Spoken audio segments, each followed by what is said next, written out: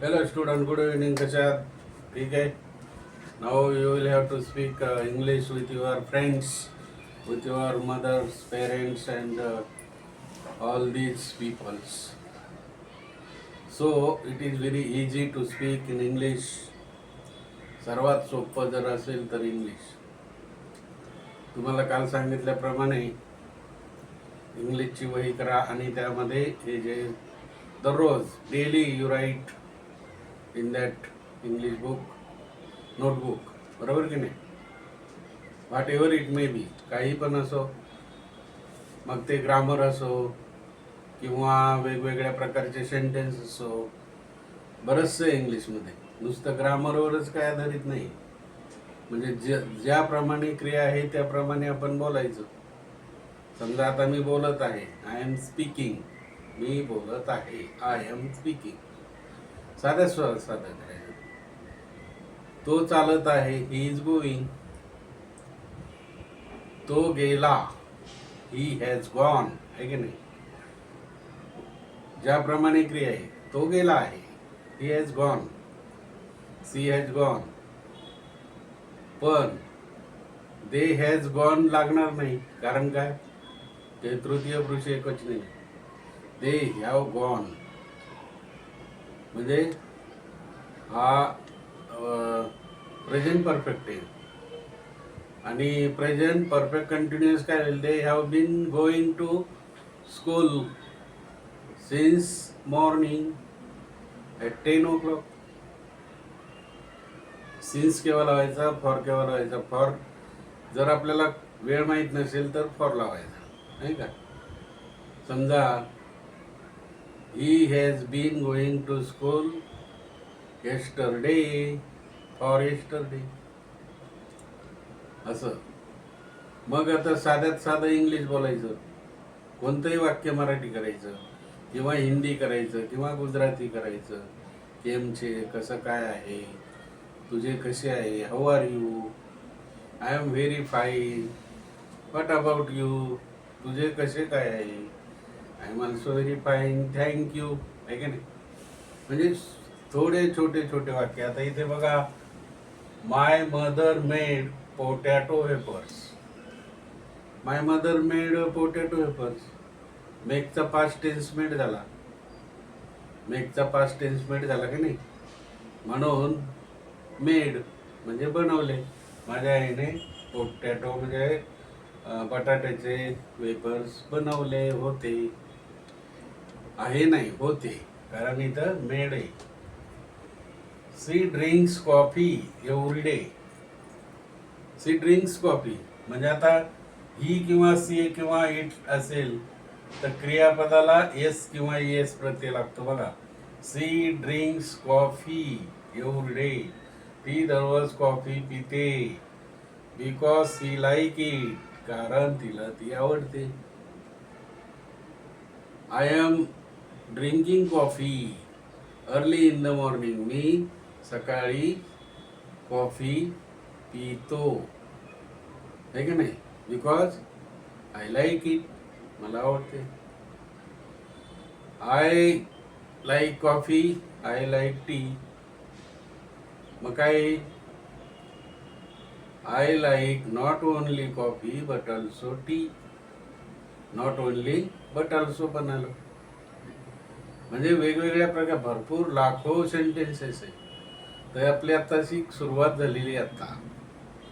Now we start, नाही का, how to speak in English.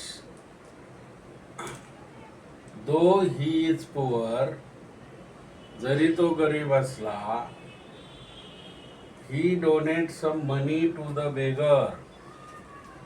Though he is poor, जरी तो गरीब असला तरी काय, he donate some money to the beggar, तरी तो गरीब लोकांना दान करतो, आहे की नाही. गरीब लोकांना दान करतो. He eats mango, he eats an apple. Not only but ऑल्सोचा उपयोग करायचा. Eats not only mango but also an apple. है की नाही? He eats not only mango but also an apple. तो फक्त काय आंबा खात नाही, तो काय खातो? सफरचंद सुद्धा खातो. तो काही आंबा खात नाही, तो सफरचंद सुद्धा खातो. Not only but also. She always working in the kitchen. She always working. ती नेहमी स्वयंपाकघरामध्ये काम करत आहे. She always working in the kitchen. ती नेहमी स्वयंपाकघरामध्ये काम करत आहे. Why? Because she wanted to cook some foods, some dishes, है की नाही? For lunch or for dinner. केव्हाही पण लंचला पण पाहिजे की नाही, आणि डिनर पण पाहिजे, शिवाय काय पाहिजे? ब्रेकफास्टला पण पाहिजे. म्हणून she always working in the kitchen. बरोबर, असं बोलायचं. ऑलवेज म्हणजे नेहमी. They like to write English as well as Marathi. They like English as well as Marathi. They like to write. त्यांना इंग्लिश लिहिणं आवडतं, त्याचप्रमाणे मराठी सुद्धा. बरोबर की नाही? They like to write English as well as Marathi. त्यांना इंग्लिश लिहिणं आवडतं, त्याचप्रमाणे मराठी सुद्धा लिहिणं आवडतं. SW म्हणजे होमवर्क. आता होमवर्कचं तुम्ही ॲज सून ॲज एखादं वाक्य तयार करायचं वहीमध्ये, आहे की नाही? दिलेलं आहे भरपूर. As soon as teacher enter the class, student काय झाले? Stood up, stand up, standing up. मग कोणत्या प्रकारे तिथे लिहायचं ते वाक्य तुम्ही लिहायचं. शिक्षक वर्गात आल्यानंतर विद्यार्थी उभे राहिले, आहे की नाही? विद्यार्थी उभे राहिल्यानंतर शिक्षक वर्गात आले का, असं उलट करून बघायचं. परत पेन्सिलने लिहायचं. You do not write with the help of pen but also pencil. We write, you use also, you use to write pencil, not only ink pen. शाईच्या पेनने लिहू नका, पेन्सिलने सुद्धा लिहू शकता. You can write by the pencil. So very simple to write. As soon as, no sooner than. No sooner past tense असेल तर डीड लावायचा, नसेल तर डू लावायचा, आणि जर क्रियापदाला एस किंवा एस प्रत्यय असेल तर डज लावायचा. Does he, does she, does it, do they, do I. Do I like cricket? Do I like to play cricket? Did she like to play cricket?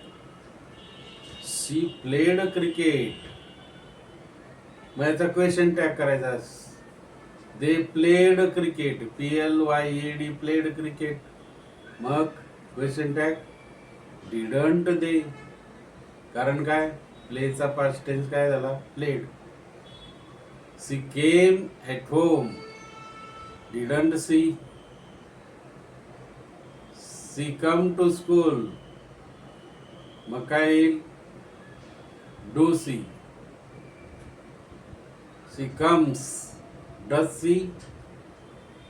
पूर्ण वाक्य लिहायचं आणि डज इट. अशा प्रकारे साधे साधे साधे साधे सिंपल, सुरुवातीला साधे लिहायचे. Simple present, simple past, simple फ्युचरमध्ये. सिंपलमध्ये जास्त लिहायचे.